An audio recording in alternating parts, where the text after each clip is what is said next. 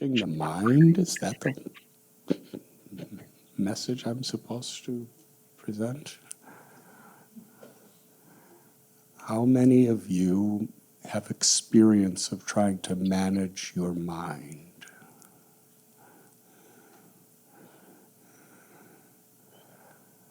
How many have the experience of your mind managing you?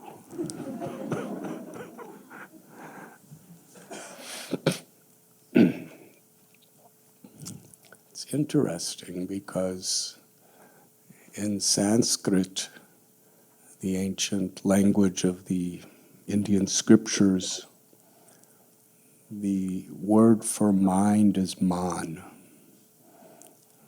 So to manage the mind. The Bhagavad Gita tells Bandhur Atmatmanastasya that for one who learns to control the mind is one's best friend. But for one who fails to do so, the very mind becomes the worst enemy.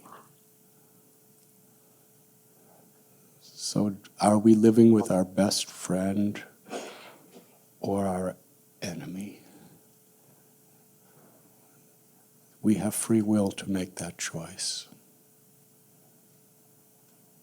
Just as my beloved Guru Srila Prabhupada would use an analogy that when you see through green-colored glasses, everything looks green.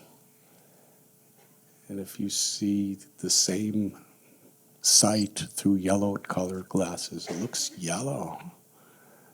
And if it's blue-colored glasses, it looks blue. And if it's clear glasses, you see it for its actual color.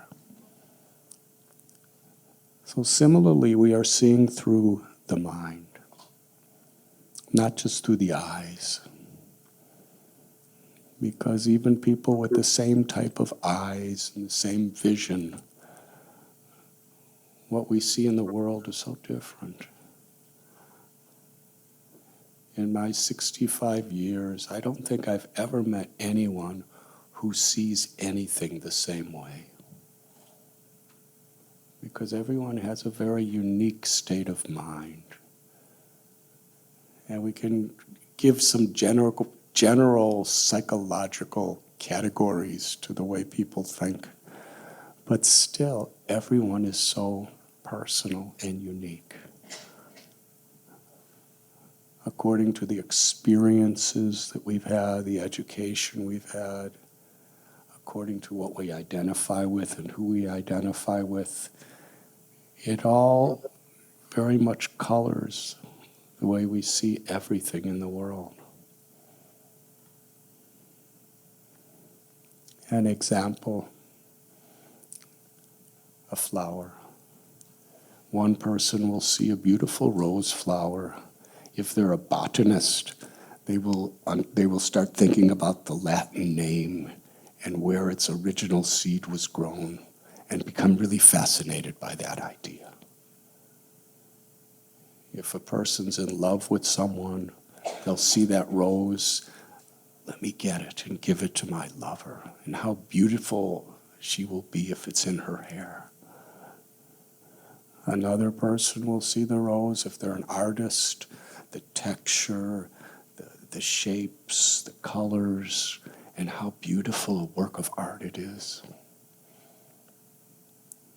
If a person has allergies, they'll see the rose and just see like an enemy. I have to get away from this rose or I'm going to start sneezing. And if a person loves God, they will think, oh, this is God's creation, God's art within the world. So everyone is going to see the same thing in a different way.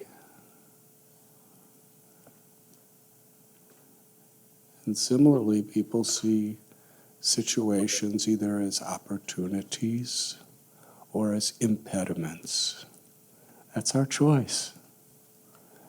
And generally, a person who's really successful, especially from a spiritual perspective, but in other ways also, is we see opportunities everywhere.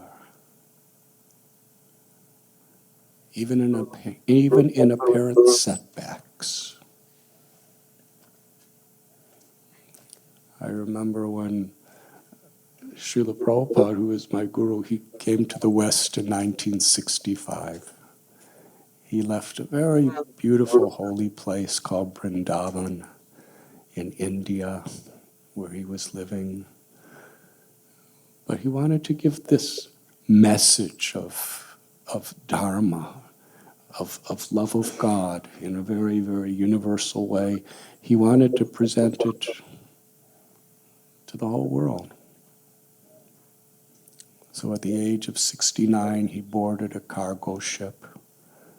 That was 50 years ago from this year. And when he came to America, he only had 40 rupees, which he found he couldn't exchange it. So he had nothing. He just had a few books, and he had a heart full of compassion. And he was living in a ghetto called the Bowery in New York City for a while, and nobody was really taking interest because he was not known. And little by little in the 1960s, a few people of the counterculture or hippies were kind of taking a little interest in what he was speaking and in the chanting. And a few years later, he had like 100 temples.